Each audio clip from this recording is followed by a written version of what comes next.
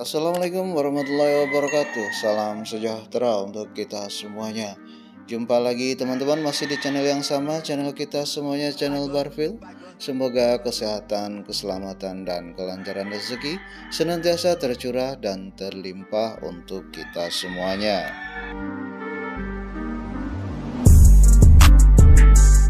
Peralihan musim ataupun yang biasa atau familiar kita kenal dengan musim pancaroba seringkali menjadi sebuah momok yang kurang begitu menyenangkan, terutama bagi kita para peternak ataupun para penghobi ayam. Di masa peralihan musim ataupun musim pancaroba inilah terkadang seringkali kita jumpai tingkat kematian yang begitu tinggi pada ayam-ayam kesayangan kita, dikarenakan ya biasanya di masa peralihan ataupun di masa pancaroba inilah seringkali datang tiba-tiba itu serangan wabah ataupun penyakit.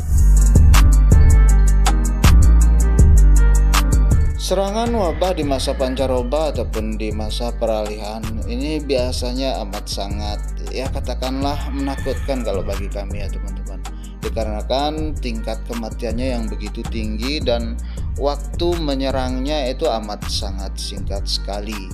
Jadi biasanya dalam 2-5 hari itu ayam-ayam kesayangan kita itu benar-benar ya habis semuanya dikarenakan serangan wabah ini.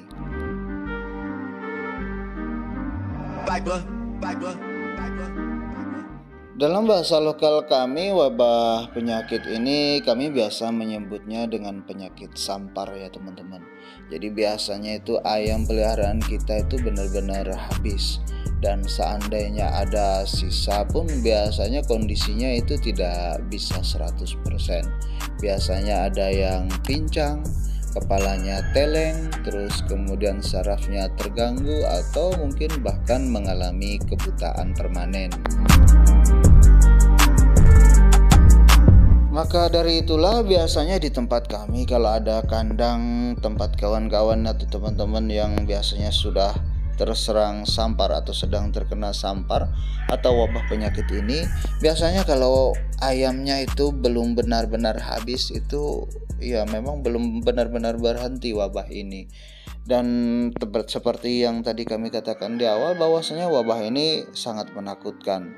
Namun mungkin bisa dikatakan juga tidak hanya menakutkan tapi juga mengerikan, karena di samping tingkat kematiannya yang begitu sangat-sangat tinggi, tingkat penularannya juga sangat tinggi dan juga cepat sekali. Kandang yang sudah terkena wabah sampar ini biasanya jarang sekali yang survive ya teman-teman. Jadi memang benar-benar habis biasanya, dan biasanya juga kalau kandang teman-teman yang sudah terkena sampar itu ya ibaratnya kita harus mulai dari nol lagi.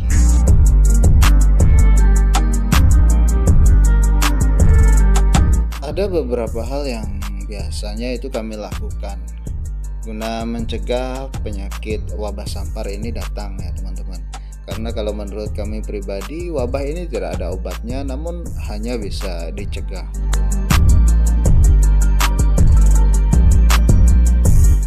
Nah, namun sebelum kita masuk ke bagaimana cara kami mencegah wabah sampar ini biasanya datang ke kandang kami, tak lupa sebelumnya kami ingatkan bagi teman-teman yang baru saja bergabung atau baru saja menemukan channel kami ini untuk support dan dukung terus channel kami ini agar bisa lebih berkembang lagi dengan cara klik like dan subscribe serta aktifkan notifikasi loncengnya agar teman-teman bisa selalu mendapatkan update video terbaru dari kami dan share apabila dirasa bermanfaat.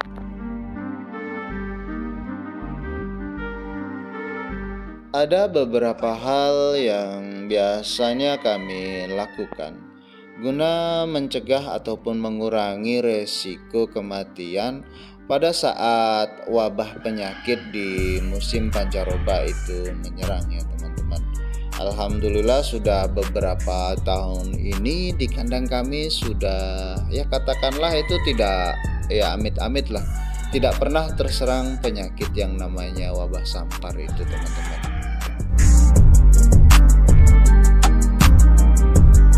Yang pertama, guna mencegah terjadinya wabah sampar atau wabah penyakit di musim pancaroba, ya yang pasti ini mungkin sudah umum ya teman-teman. Jadi intinya kita harus menjaga kebersihan kandang kita. Jangan sampai kandang kita itu terkesan kotor maupun jorok, apalagi ibaratnya lantainya itu selalu dalam keadaan lembab ataupun basah. Nah, itu paling mudah sekali ayam-ayam kesayangan kita itu terserang penyakit. Jadi diusahakan kandang itu dalam keadaan kering, apalagi alas kandang itu diusahakan ya keadaannya selalu kering lah. Jadi untuk solusinya teman-teman mungkin bisa menggunakan media pasir sebagai alas kandang seperti yang mungkin sudah sering kali teman-teman saksikan di video kami, dimana kami untuk kandang itu semua kandang kami alasnya itu adalah alas pasir halus.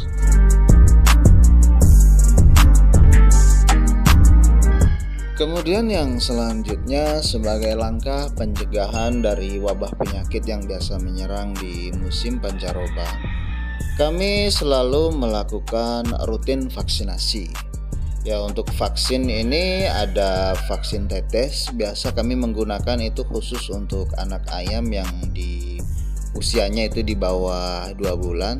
Terus kemudian vaksin suntik untuk ayam yang usianya 2 bulan ke atas.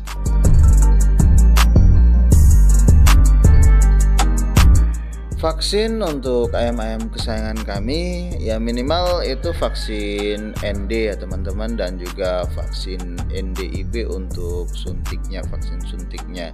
Jadi kalau yang vaksin tetes itu contohnya seperti inilah. Ini harganya sangat murah meriah ya teman-teman. Jadi ini untuk dosis 500 ekor.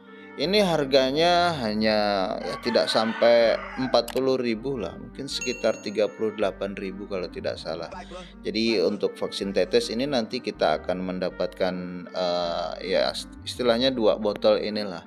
Jadi yang satu ini berisi vaksinnya, terus kemudian yang selanjutnya ini adalah aquadesnya atau istilahnya pelarutnya untuk meneteskan nanti. Cara pengaplikasian untuk vaksin tetes ini cukup mudah sekali ya teman-teman. Jadi ini sekali lagi untuk anak ayam yang usianya itu di bawah 2 bulan. Jadi cara pengaplikasiannya teman-teman hanya tinggal mencampurkan antara vaksin dengan aquadesnya. Terus kemudian nanti teteskan di mata ataupun di hidung anak ayam kita. Jadi yang kita teteskan itu sebanyak minimal 2 tetes. Lebih dari 2 tetes tidak masalah, tapi kalau kurang itu lebih baik jangan. Jadi minimal 2 tetes. Dan yang perlu diingat pada saat vaksin ini waktunya pada saat cuaca atau kondisi udara itu dingin ya teman-teman. Jadi kalau bisa itu di pagi hari, tapi pagi-pagi sekali ataupun di sore ataupun malam hari. Intinya cuaca sedang dalam keadaan dingin. Jika vaksin tetes ini nanti berlebih, terus bagaimana? Ya, jadi katakanlah mungkin ayam teman-teman itu mungkin tidak sampai 10 ekor ataupun antara 10 sampai 20 ekor saja. Terus yang vaksin tetes yang dibeli itu kan untuk 500 dosis, katakanlah seperti yang kami contohkan tadi. Jadi untuk vaksin tetes ini ya teman-teman, jadi kalau lebih itu bisa disimpan, jangan dibuang. Sayang sekali kalau dibuang. Jadi vaksin tetes itu bisa disimpan, dan penyimpanannya itu setelah kita pakai itu kita simpan di dalam freezer. Freezer yakni kulkas untuk tempat ya biasanya membuat es batu, itulah dia itu yang kita sebut dengan freezer.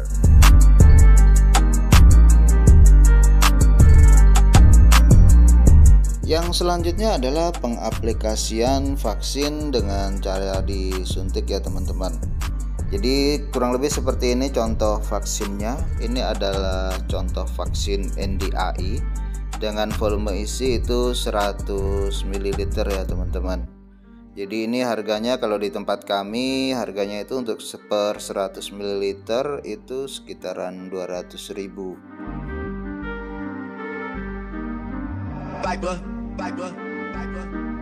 Adapun cara pengaplikasian dan dosis vaksin NDAI dengan cara suntik ini, jadi untuk vaksin ini dosisnya itu 0,5 per kilogram berat badan ya teman-teman. Jadi kalau bobot ayam teman-teman misalnya itu 2 kilo, berarti ya cuma 1 mili. Kalau 3 kilo berarti ya 1,5 mili, begitu seterusnya. Kemudian cara pengaplikasian vaksin suntik ini adalah kalau menurut kami ya teman-teman, yang paling aman itu adalah disuntikkan di bagian dada ayam. Bisa juga sih disuntikkan di bagian paha, cuman kalau menurut kami itu terlalu berisiko karena di situ terdapat urat besar. Jadi kalau seandainya salah suntik bisa menyebabkan ayam kita menjadi lumpuh. Jadi yang paling aman kalau menurut kami itu disuntikkan di bagian dada, tepatnya itu pada bagian payudara ayam-ayam kesayangan kita.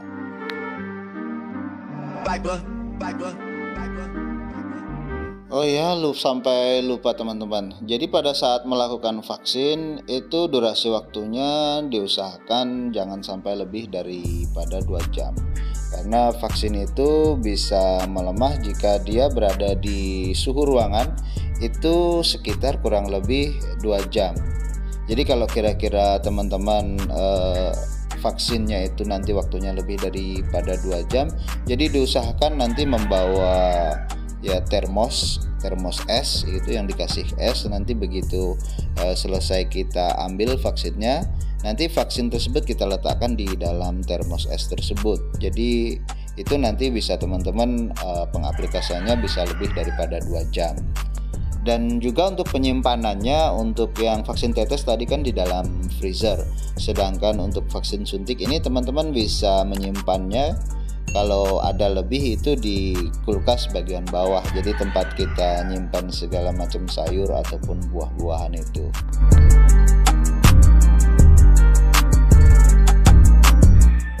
Kemudian yang selanjutnya adalah cara bagaimana mencegah wabah itu datang ya teman-teman. Jadi kalau orang-orang zaman dahulu, orang-orang tua kita itu biasanya selalu melakukan pengasapan pada kandangnya di sore hari. Jadi biasanya orang-orang tua kita dahulu itu selalu bakar sampah di sore hari di kandang guna mencegah wabah, terutama itu wabah sampar itu datang menyerang ke kandang kita. Untuk pengasapan kandang teman-teman akan lebih bagus kalau rutin lah ya teman-teman. Tapi kalau ya tidak bisa ya anggap saja seminggu sekali, itu menurut kami pribadi sudah lebih daripada cukup. Jadi untuk pengasapan diusahakan minimal 1 minggu sekali kita rutin melakukan pengasapan.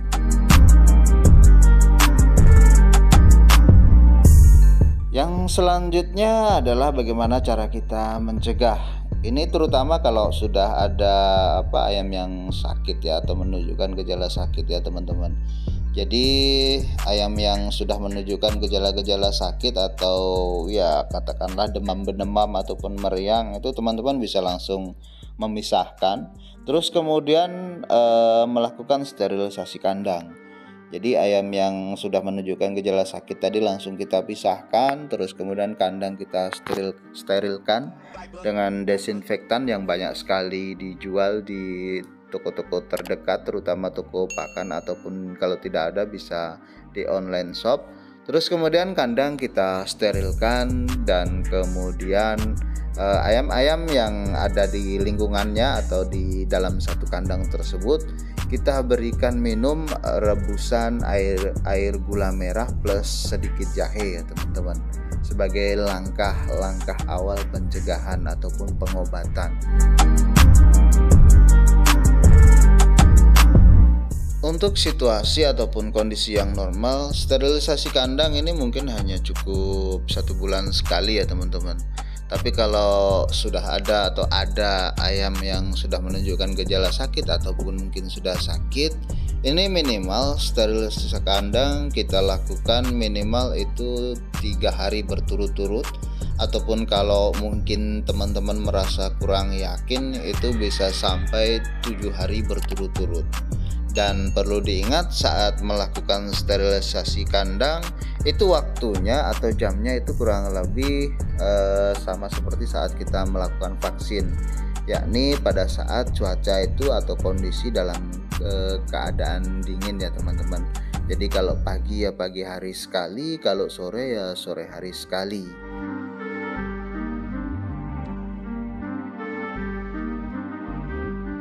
Nah, demikianlah teman-teman langkah-langkah pencegahan guna mencegah wabah penyakit itu datang.